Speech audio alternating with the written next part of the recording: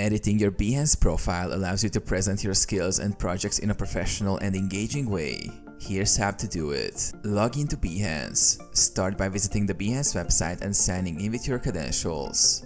Access your profile. Once logged in, click on your profile picture or username in the top right corner. This will take you to your profile page. Click Edit Profile. On your profile page, you will see an Edit Profile button near the top. Click this to begin making changes. Update profile information. You can now edit various sections of your profile. Profile photo. Upload a professional and clear photo that reflects your personal brand.